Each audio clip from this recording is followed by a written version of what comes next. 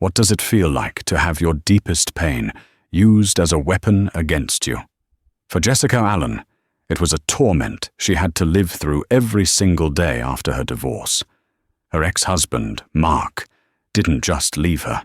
He left her with the crushing weight of a single cruel word: barren. When an invitation to his and his new wife's baby shower arrived, she knew it wasn't an olive branch. It was a summons to her own execution, a public spectacle designed to mock her empty arms and broken dreams. But they never imagined that when she walked through that door, she wouldn't be alone. They planned to shame her, but they were about to be silenced by a truth so shocking it would shatter their world forever. The invitation wasn't just a piece of cardstock. It was a paper-thin dagger, expertly crafted to slide between the ribs and twist. Jessica stared at the offensively cheerful calligraphy, the pastel blue and pink cartoon storks dancing around the border. "You're invited to celebrate a new beginning," it chirped. Below, in a flowing script, were the names Mark and Samantha Peterson. A baby shower, a cold dread, familiar and acidic, churned in her stomach. It had been 2 years since the divorce, 2 years since Mark had delivered his final, crushing verdict on their 10-year marriage. "I need a legacy, Jess," he had said, his voice devoid of the warmth she once cherished. "I need a child, and you can't give me that. It's like you're broken." Broken. The word had echoed in the hollows of her heart ever since. Their struggle with infertility had been a silent war fought in sterile clinics and hushed, tearful conversations. It was a journey of 1,000 pinpricks, hormone injections that left her bruised and bloated, invasive tests that offered no answers, and the soul-crushing disappointment of another negative pregnancy test, month after agonizing month.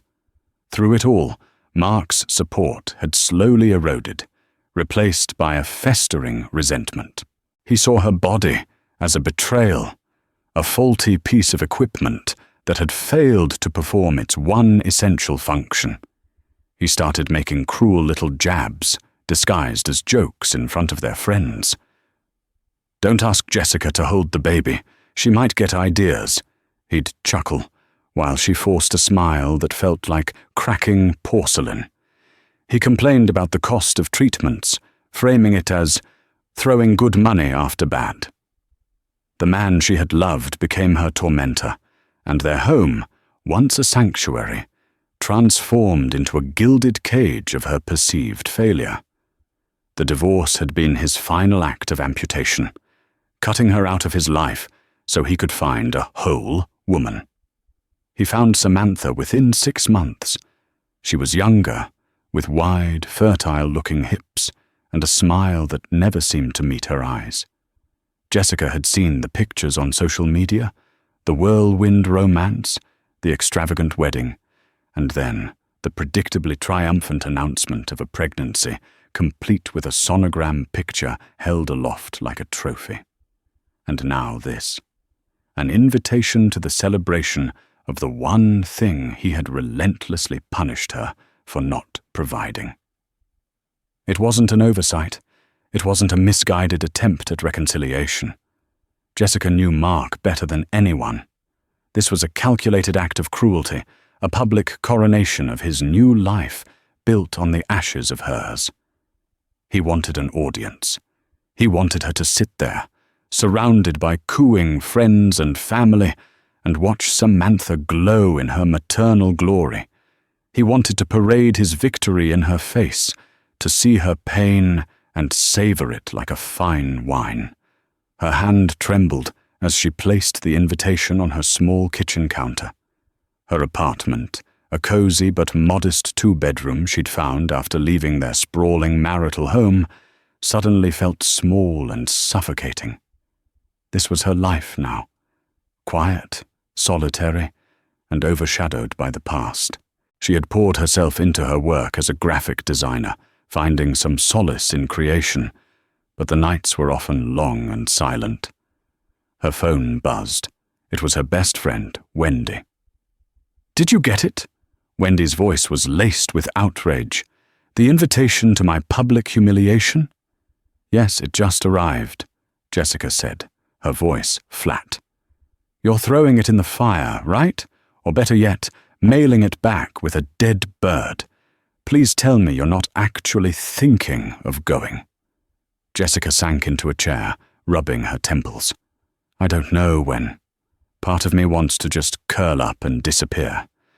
But another part is just so tired of letting him win. Jess, this isn't a game you can win. It's a trap. He's a sadist. He wants to hurt you one more time, just to make sure you know your place in his triumphant story as the tragic, barren first wife." Wendy was right, of course. Every logical part of her brain screamed at her to tear the invitation to shreds. But the part of her that had endured years of his emotional battery, the part that had been made to feel small and worthless, felt a tiny, dangerous spark of defiance. For 2 years, she had been hiding, healing, and rebuilding in the shadows. Mark and his entire social circle believed she was a pathetic, lonely spinster, a cautionary tale. They had no idea how much her life had changed in the last 12 months. They had no idea about Robert. They certainly had no idea about the secret she was nurturing, a miracle she hadn't dared to speak of to anyone in her old life. "He thinks I'm broken," Jessica whispered, more to herself than to Wendy. "He thinks I'm sitting here, childless and alone, weeping over his happiness." A slow, unfamiliar smile touched her lips. It felt foreign, but powerful. Maybe it's time to show him just how wrong he is. The decision to go didn't come easily.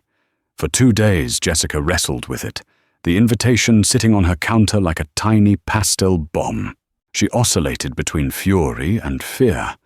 The thought of facing that crowd, Mark's smug family, their friends, who had so easily switched their allegiance, and Samantha, the woman who had effortlessly achieved what Jessica had failed to do, was nauseating.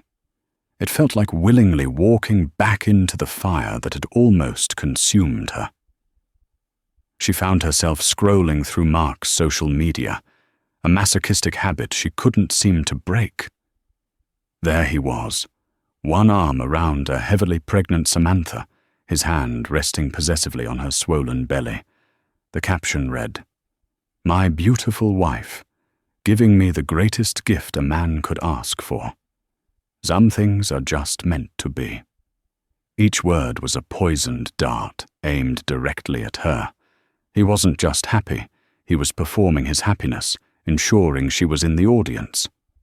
"Don't do it, Jess," Wendy pleaded during another call. "Your therapist would have a field day with this. It's self-sabotage. You've come so far. You're finally healing." Jessica appreciated the concern. Wendy had been her rock, the one person who saw the bruises on her soul when no one else did. But Wendy didn't know the whole story. Jessica had been intensely private about the new chapter of her life, partly to protect it from the toxic residue of her past, and partly because it still felt so surreal, so fragile, that she was afraid to speak it into the world too loudly. "I have to do this for me, Wen," she finally said, her voice firm. "I'm not going there to make a scene or to beg for his approval. I'm going there to close a door. I'm going to walk into his little theater, watch his performance, and know in my heart that it has absolutely no power over me anymore. I need to see him and his perfect new life and feel nothing." It was a lie, of course. She knew she would feel something, but she hoped it would be the cold, clean satisfaction of indifference, not the hot shame he was expecting. That evening, as she sat sketching a new logo design for a client, her phone lit up with a name that still made her heart skip a beat. Robert Beaumont. A picture of him, smiling on a wind-swept beach, filled the screen. "Hello, you," she answered, the tension in her shoulders easing instantly. "Am I interrupting a stroke of genius?" His voice was a low, warm rumble that felt like a weighted blanket. "Just wrestling with a particularly stubborn font," she laughed. "How was your day?" "Long. Unproductive meetings and far too much coffee. The highlight was knowing I'd get to talk to you at the end of it." This was Robert. Calm, steady, and utterly devoted. He was the antithesis of Mark. Where Mark was loud and performative, Robert was quietly confident. Where Mark demanded, Robert gave. Where Mark saw her as broken, Robert saw her as a masterpiece. "Something's on your mind," he said, his perception as sharp as ever. "I can hear it in your voice. Talk to me, Jessica." She took a deep breath and told him about the invitation. She explained the history, the pain, the deliberate cruelty behind the gesture. She didn't sugarcoat the ugly details of her past marriage, the wounds Mark had inflicted on her self-worth. He listened patiently, without interruption. When she finished, there was a moment of silence on the line. She could almost hear the anger simmering beneath his calm exterior. "What a small, pathetic man," he said finally, his voice tight with contempt. "To derive pleasure from the pain of someone he once promised to protect. He doesn't deserve to be in the same room as you." "I know," she whispered, "but that's why I think I have to go. I have to show him, and myself, that he didn't break me." "Then you won't go alone," Robert said, his tone leaving no room for argument. "We'll go together." Jessica's eyes widened. "Robert, no. You don't have to do that. This is my mess. And they don't know about you. About us." "And whose fault is that?" he asked gently. "Mine, for being so captivated by you that I've wanted to keep you all to myself. But you have nothing to hide, Jessica. We have nothing to hide. Let me stand by your side. Let me be the man he so clearly failed to be." Tears pricked her eyes. For so long, she had fought her battles alone. The idea of having someone, a partner, standing with her in the face of her biggest demon was both terrifying and exhilarating. But it wasn't just him she would be revealing. "There's more," she said, her voice barely a whisper. She walked over to the spare bedroom she had recently converted. It was no longer a home office. It was a nursery. Not for one baby, but for three. 3 identical white cribs were lined up against the wall, each with a small embroidered blanket. "The babies," she said, her voice thick with emotion. "They'll be 6 weeks old by then.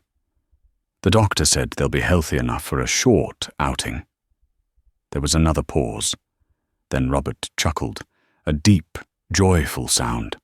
"Well," he said, "that complicates the dress code, but it certainly enhances the guest list.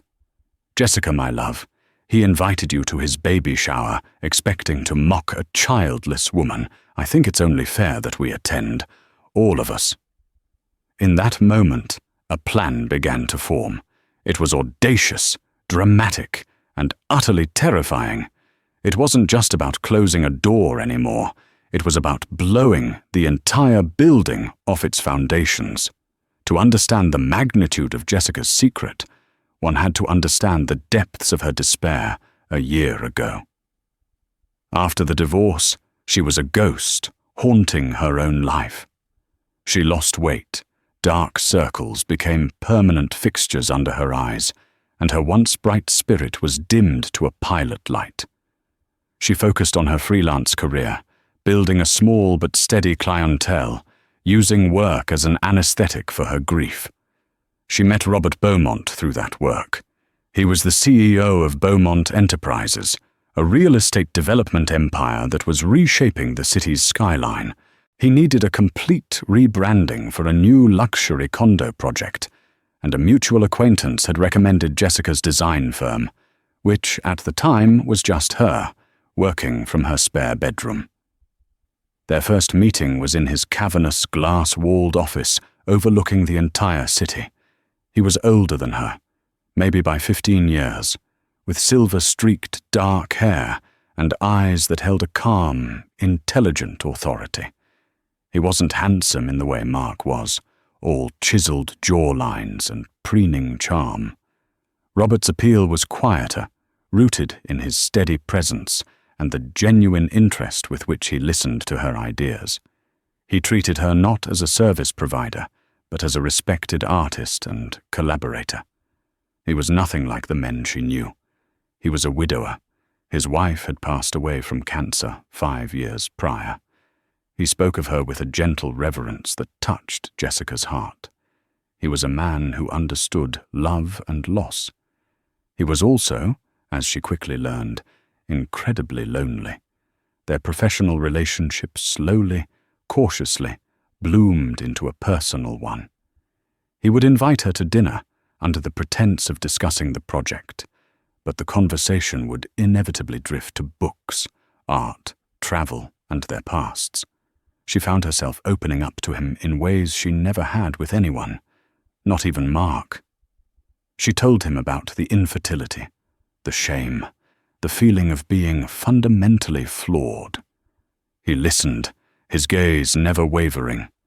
When she finished her story, expecting pity, he simply reached across the table and covered her hand with his. "What you went through was a tragedy," he said, his voice soft but firm. "But it was a medical issue, not a personal failing. The failure belongs entirely to the man who made you feel that way." For Jessica, it felt like the sun breaking through a decade of cloud cover. Robert didn't see her as barren or broken. He saw her as a strong, resilient woman who had weathered an unimaginable storm. Their love story was a quiet one, built away from the prying eyes of the city's social scene, and, most importantly, away from anyone connected to her old life with Mark. About 6 months into their relationship, Robert brought up a topic she thought was permanently closed to her. "I know you've been through so much," he started one evening, as they sat on the balcony of his penthouse apartment, the city lights twinkling below. "And if this is something you don't want to revisit, I will understand and never mention it again. But have you ever considered trying again? With a different clinic? With me?" The question hung in the air, terrifying and beautiful. She had so thoroughly buried her desire for a child that she'd forgotten what the hope even felt like. I don't think I can," she stammered. "The doctors said it was unexplained. My body it doesn't work." "Your body is perfect," he said fiercely. "Sometimes science and nature just need a better funded introduction. I want to build a life with you, Jessica, whatever that looks like. If children are a part of that, I will move heaven and earth to make it happen. If they're not, then you and I will be more than enough. The choice is yours." With Robert's unwavering support and limitless resources, she agreed to try one last time. He found the best fertility clinic in the country, a private institution in California, known for its cutting-edge technology. They flew there on his private jet, a world away from the drab, crowded waiting rooms she remembered with Mark. This time there was no blame, no pressure, no resentful sighs over the cost. There was only hope and teamwork. The doctors ran a battery of new tests and discovered a rare autoimmune issue they believed was the cause, something her previous doctors had missed entirely. It was treatable. With a new protocol and IVF, they gave her a hopeful, but not guaranteed, prognosis. They transferred 2 embryos. A few weeks later, huddled together in their hotel room, they received the call. It was positive. Jessica sobbed, a raw, cathartic release of a decade's worth of grief and longing. But the surprises weren't over. The first ultrasound revealed not one, but 3 heartbeats. One of the embryos had split. Triplets. The news was overwhelming, but Robert's joy was boundless. He hired a team of the best doctors, a nutritionist, and a prenatal specialist to oversee her pregnancy. He moved her into his home, a magnificent mansion in the city's most exclusive neighborhood, and transformed a wing of it into a state-of-the-art nursery. Jessica kept her pregnancy a secret from everyone but Wendy. She deleted her social media, wanting to experience this miracle in peace, away from the inevitable gossip and the toxic reach of her past. She gave birth to 2 boys and a girl, Noah, Oliver, and Grace, 5.5 weeks before Mark's baby shower invitation arrived. They were small but perfectly healthy. Her new life felt like a dream. She was a mother. She was loved by a man who adored her. She was living a life of unimaginable comfort and happiness, and no one from her past knew. They all still thought of her as poor, lonely, childless Jessica Allen. As she and Robert planned their spectacular entrance to the baby shower, Jessica felt a thrilling sense of power. Mark had written the script for her humiliation, but she was about to arrive with a completely rewritten ending, one he could never have conceived in his wildest, most arrogant dreams. The broken ex-wife was about to make her debut as a billionaire's partner and the mother of 3 beautiful children. The day of the baby shower dawned bright and clear, a perfect, sunny Saturday that seemed to mock the storm brewing inside Jessica. She had barely slept, her mind a whirlwind of anxiety and anticipation. This wasn't just about confronting Mark, it was about unveiling a life she had kept hidden for so long. The morning was a blur of activity, a symphony of her new reality. Robert was an oasis of calm in the chaos, directing the 2 nannies they'd hired with quiet efficiency. While Jessica got ready, he oversaw the dressing and feeding of the triplets. Noah, the calm observer. Oliver, the restless kicker. And Grace, the tiny, expressive princess who already had her father wrapped around her little finger. Jessica stood before the full-length mirror in her walk-in closet, a space larger than her old apartment's living room. She had chosen her outfit with the precision of a general planning a battle. It was a sophisticated, emerald green silk dress that skimmed her post-pregnancy figure elegantly. It was expensive, but understated. It spoke of wealth, not desperation.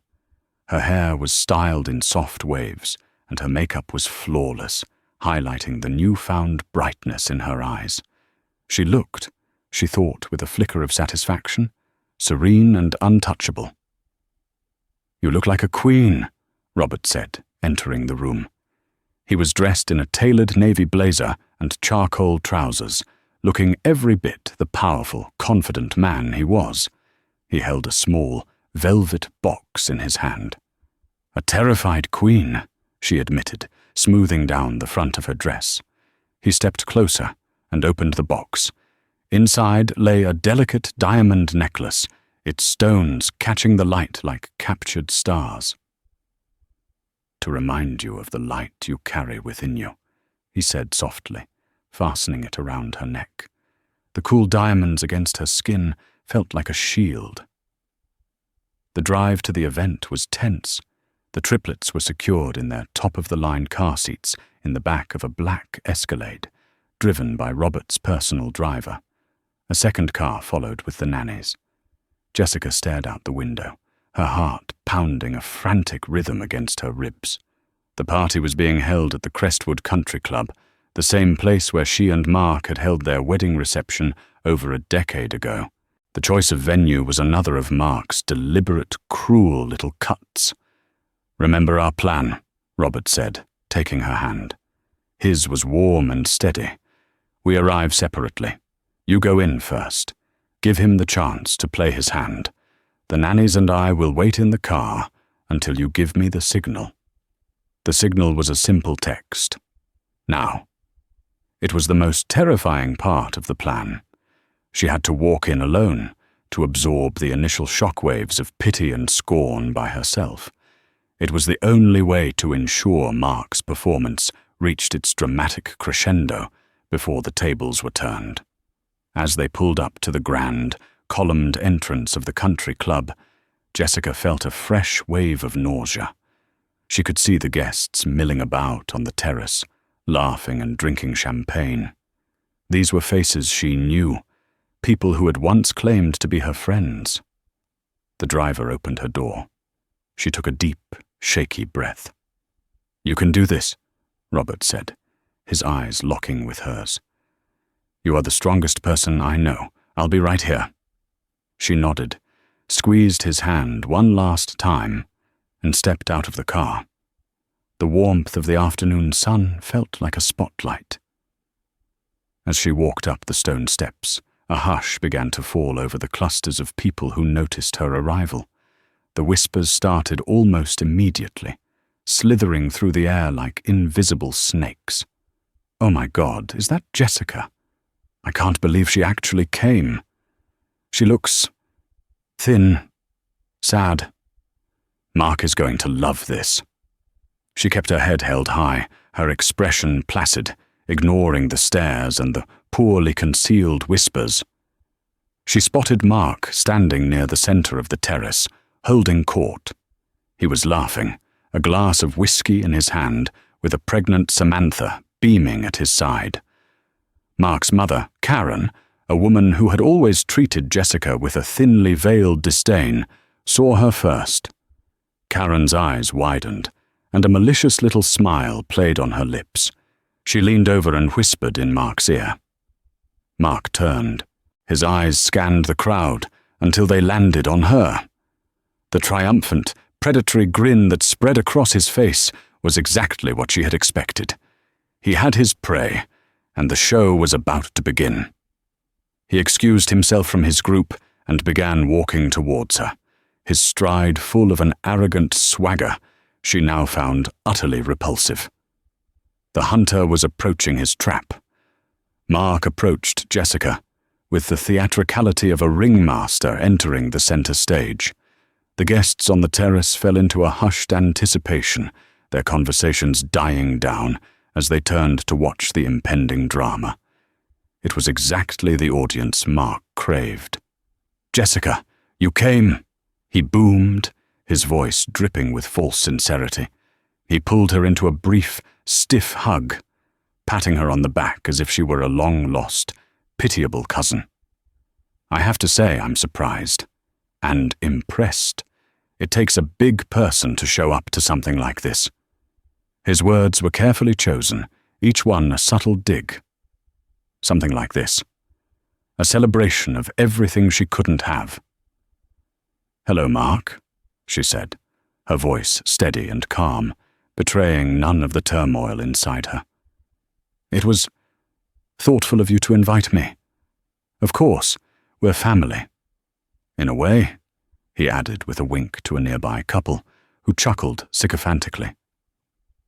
"Samantha was so insistent that we include you." He gestured towards his wife, who was now waddling over, her hand on her enormous belly. Samantha's smile was as brittle as spun sugar. "Jessica, so good to see you," she said, her eyes flicking over Jessica's body with a critical, dismissive gaze. "You look, well," the subtext was clear, "you look empty." "Congratulations to you both," Jessica said, maintaining her polite, serene mask. "You look lovely, Samantha." The compliment seemed to throw Samantha off. She had clearly expected tears or bitterness. "Thank you," she managed, before placing a proprietary hand on Mark's arm. "My husband, he's just so excited to finally be a dad. He was born for it." The first act of the play was over. For the next hour, Jessica endured a slow-motion nightmare. She was forced to circulate, fielding backhanded compliments and questions soaked in pity. "How's work, Jessica? Keeping busy?" The implication, since you have nothing else in your life. "It's so brave of you to be here." The translation, "It's so pathetic of you to be here." Mark's mother, Karen, was particularly relentless. "I always knew my Mark was meant for fatherhood," she said, loud enough for everyone to hear, while cornering Jessica near the gift table. "It just took him a while to find the right woman to build a real family with. Someone who could give him everything." Jessica simply smiled and nodded, a silent observer in her own execution. She felt strangely detached, as if she were watching a movie of someone else's life.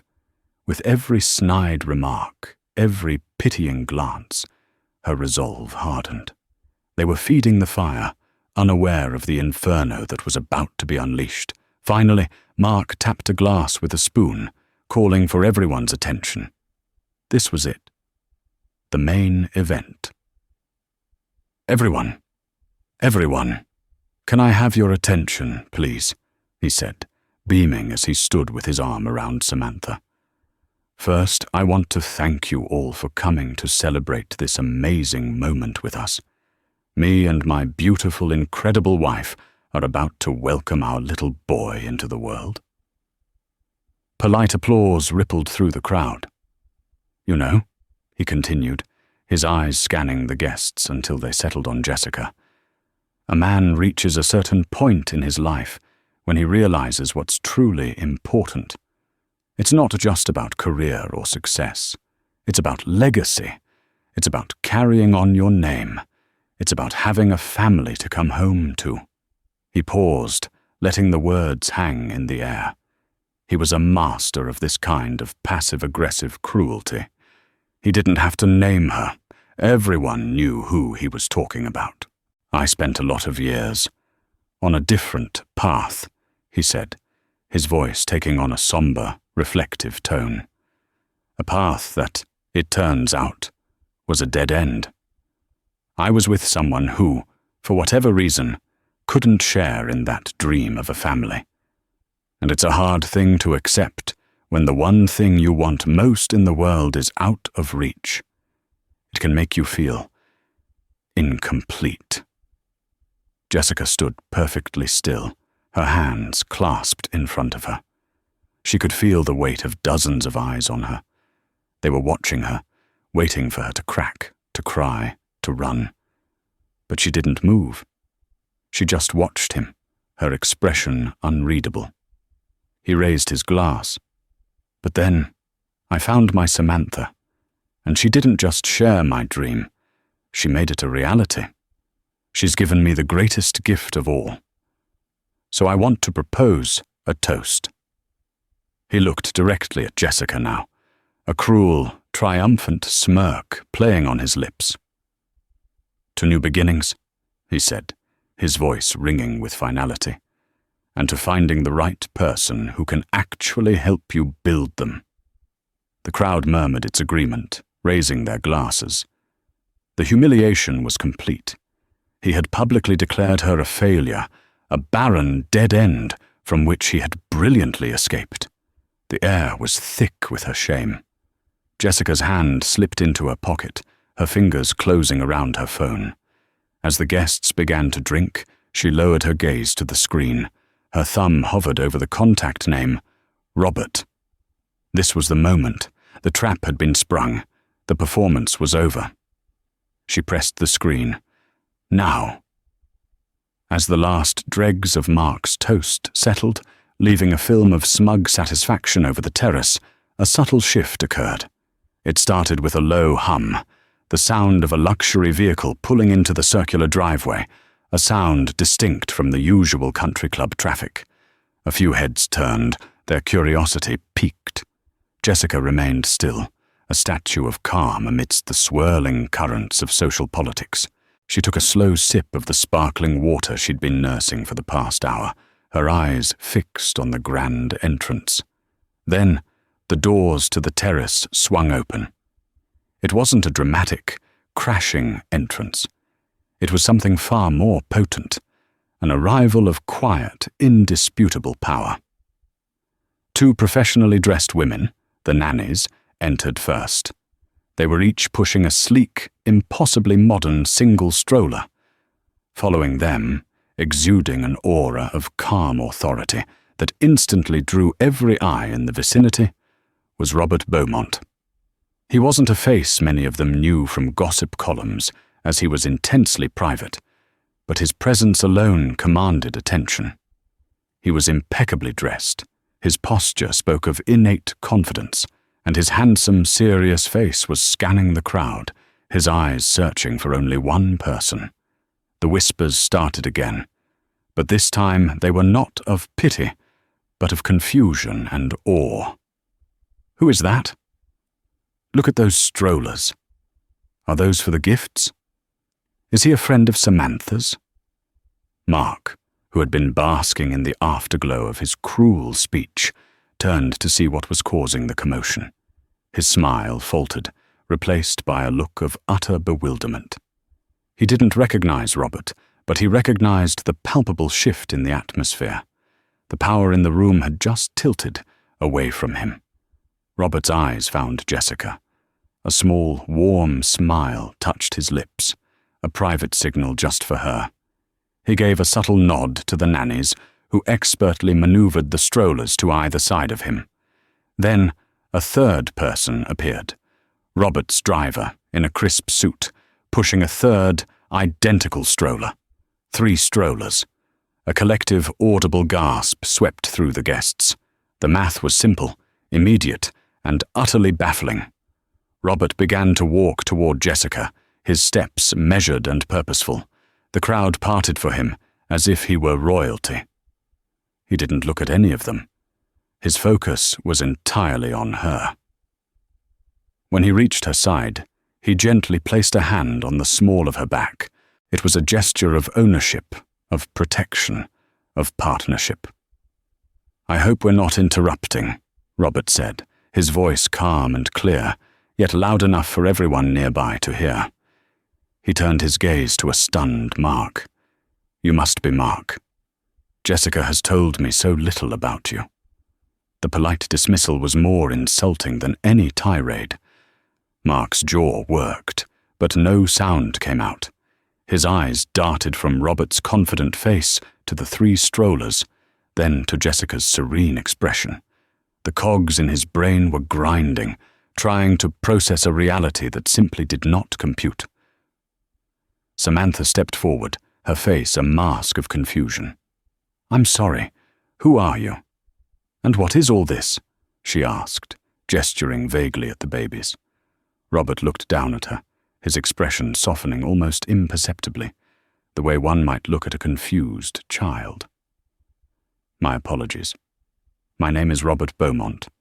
And this," he said, turning back to the assembly with a proud smile, "is my family." He reached down into the first stroller and, with practiced ease, lifted a tiny blanket-wrapped bundle. "This is Noah."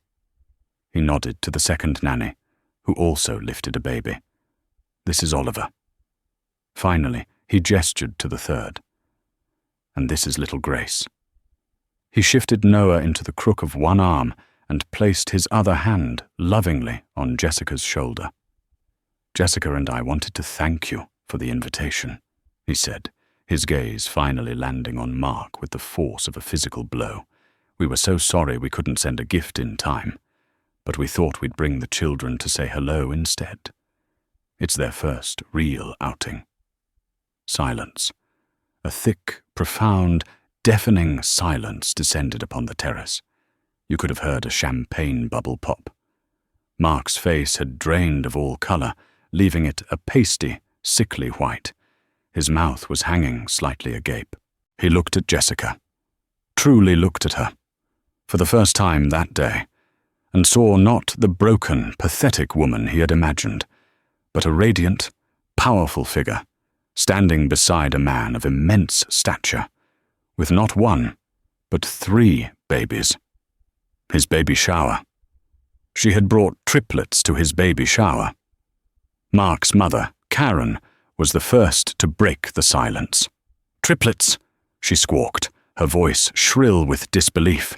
"But she can't. She's..." She trailed off, realizing the catastrophic implication of her words. Jessica finally allowed herself a small, genuine smile. She stepped forward and adjusted the tiny pink beanie on Grace's head. "It's amazing what's possible," she said, her voice clear and bright for all to hear, "when you're with the right partner." The barb, a perfect echo of Mark's own toast, hit its mark with devastating precision. A wave of shocked murmurs erupted from the guests. The story was rewriting itself in real time before their very eyes. The tragic ex-wife was no longer tragic. The triumphant new husband was no longer triumphant. The carefully constructed narrative of his perfect life had just been demolished by the quiet arrival of 3 tiny, perfect babies. The fallout was instantaneous and catastrophic for Mark. The atmosphere on the terrace crackled with the energy of a bomb having just detonated. The guests, who moments before had been complicit in Jessica's humiliation, were now staring at Mark with a mixture of shock, dawning comprehension, and a healthy dose of schadenfreude. They were witnessing the spectacular collapse of a bully. Mark stood frozen, his face a grotesque canvas of disbelief and fury. He looked from the triplets to Jessica, then to the imposing figure of Robert Beaumont, and back again. "This is a joke," he finally sputtered, his voice cracking. "This has to be some kind of sick joke. You hired them, actors and rental babies." The accusation was so absurd, so pathetic, that a few guests actually snickered. Robert didn't even flinch. He simply adjusted his hold on Noah and looked down at Mark with an expression of pure pity. "I can assure you, my children are not for rent," he said, his voice deadly calm. "Though I'm beginning to understand why Jessica chose to leave a man with such a bankrupt imagination." The insult, delivered with the cold precision of a surgeon, seemed to physically wound Mark. He recoiled as if struck. It was Samantha who finally snapped. Her face was flushed with a furious, mottled red. This was her day, her celebration, and it had been irrevocably hijacked. "Get out!" she shrieked, pointing a trembling finger at Jessica. "Get out of here right now! You did this on purpose! You came here to ruin everything!" "On the contrary," Jessica said, her voice still impossibly serene. She hadn't raised it once. She didn't need to. Her very presence was a shout. "I came because your husband insisted. He seemed so eager for me to be here, to witness his joy. I simply thought it was fair to share a little of my own." She looked directly at Mark, her eyes clear and free of the pain that had clouded them for years. "You spent 10 years telling me I was broken, Mark. You built your entire identity on my perceived failure. You invited me here today to be the final sad chapter in your book of success. But you see, you were never the author of my story. You were just a bad draft I had to edit out." Her words, delivered without malice, but with the simple, devastating weight of truth, hung in the air. Every guest heard them. Every guest understood the years of hidden cruelty they implied. Mark's composure finally shattered. "You think you've won?" he snarled, his voice a low, vicious hiss. "You show up here with some rich old man's babies? Do you think that makes you better than me? You're a gold digger. That's all you are." Before Jessica could even respond, Robert took a half step forward. He didn't raise his voice, but its intensity dropped, becoming hard as steel. "You will not speak to her that way again," he said. The threat was unspoken but absolute. "You had a diamond in your hands, and you were too foolish and cruel to see its worth. You threw it away. That she now chooses to adorn my life is your loss, and my greatest fortune. I suggest you learn to live with it." With that, Robert turned his back on Mark, a final, damning dismissal. "Jessica, my love, I think our children have had enough excitement for one day," he said, his voice shifting back to one of warmth and tenderness. "Shall we go home?" "Yes," she said softly. As the nannies began to turn the strollers and Robert and Jessica prepared to leave, a wave of social realignment began. A few of the braver guests, business acquaintances who recognized Robert Beaumont and understood the gravity of the situation, hurried forward. "Mr. Beaumont, a pleasure to see you, sir," one man said, quickly distancing himself from Mark.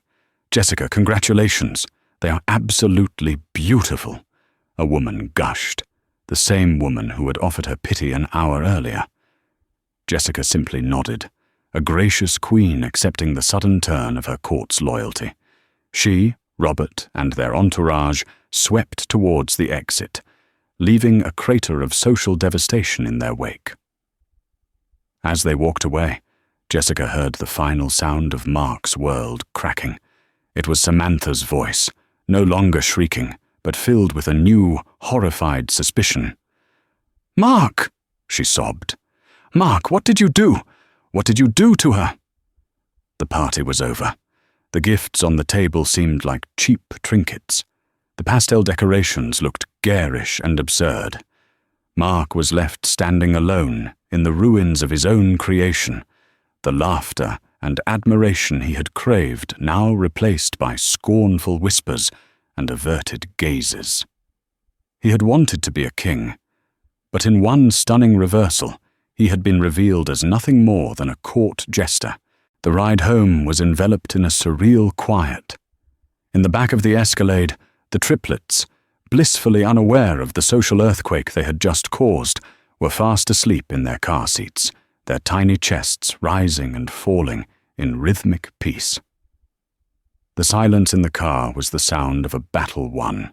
The calm after a long and brutal war had finally ended. Jessica leaned her head against the cool, buttery leather of the seat, closing her eyes. The adrenaline that had coursed through her veins for hours began to drain away, leaving not exhaustion, but a profound, crystalline sense of peace. She replayed the scene at the country club over and over in her mind, not with anxiety, but with the detached focus of a film director reviewing a perfectly executed scene. The initial whispers of pity, the calculated cruelty of Mark's toast, the stunned, deafening silence that followed Robert's arrival, and finally, the glorious, satisfying implosion of Mark's carefully constructed world. It was a masterpiece of karmic retribution. Robert's hand found hers in the space between them, his fingers lacing through hers with a familiar, grounding warmth. "Are you all right?" he asked, his voice low and gentle, so as not to wake the babies. She turned to him, and he saw the glint of unshed tears in her eyes. But they weren't the tears of pain he had witnessed when she first told him about Mark. These were tears of pure, unadulterated liberation. "I've never been better," she whispered, her voice thick with emotion. She squeezed his hand, a universe of gratitude passing between them.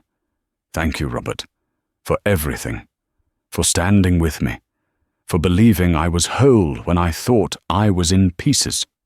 "Always," he said, lifting her hand to his lips and kissing her knuckles. "You did that yourself, Jessica. You walked into that fire alone first. All I did was hold the door open for your victory parade." Back at the Crestwood Country Club, the scene was one of utter carnage. The moment the Escalade disappeared down the long driveway, the hushed shock erupted into a cacophony of frantic, excited chatter. Mark was left standing alone in the center of the terrace, a pariah at his own party. People who had been slapping his back an hour earlier now avoided his gaze, clustering in small groups to whisper and dissect the afternoon's events. The story was already taking shape, a modern fable of hubris and downfall. His mother, Karen, rushed to his side, her face a thunderous mask. "What have you done, Mark?" she hissed, her voice a venomous whisper. Who is that man? And how could she have triplets? But Mark had no answers. He was a statue of impotent rage. His grand performance, the culmination of his triumph, had been upstaged and demolished. He had invited his friends to a coronation, and they had instead witnessed his dethroning. He saw the looks on their faces, the pity, the scorn, and worst of all, the barely concealed amusement. He had become a joke. The final, fatal blow came from his own wife. Samantha, her face pale and streaked with mascara, approached him, her eyes burning with a cold, new light. The fight began right there, on the terrace, in hushed, vicious tones that were somehow more chilling than shouts. "You told me she was pathetic," Samantha seethed. "You told me she was a lonely, childless woman who couldn't move on. You built this entire life with me on the foundation of her failure."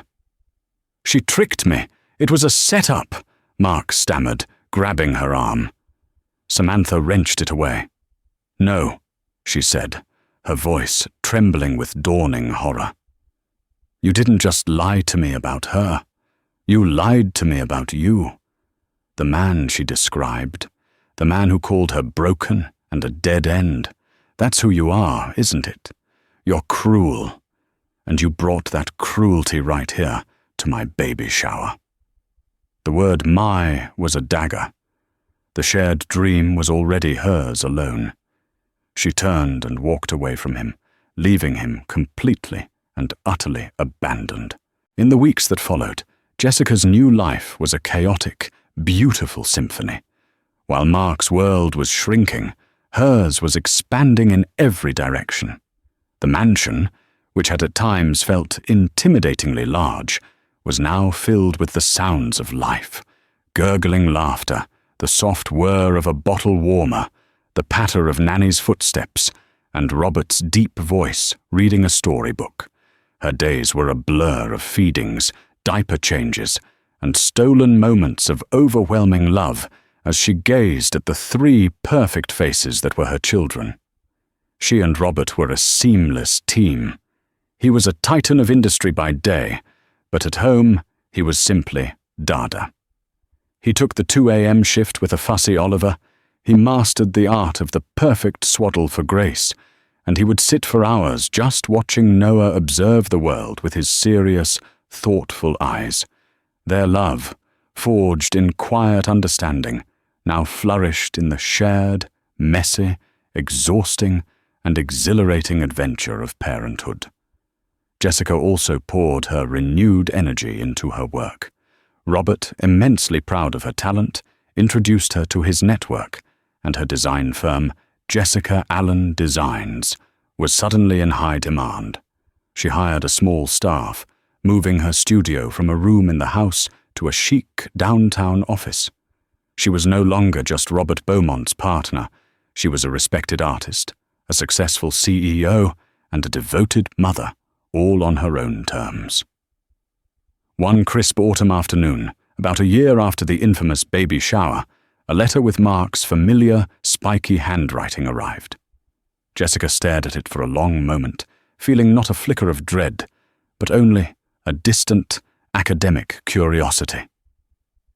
She sat in her sunlit living room, a cup of tea steaming beside her, and opened it. It was a long, rambling mess of self-pity and clumsy apologies.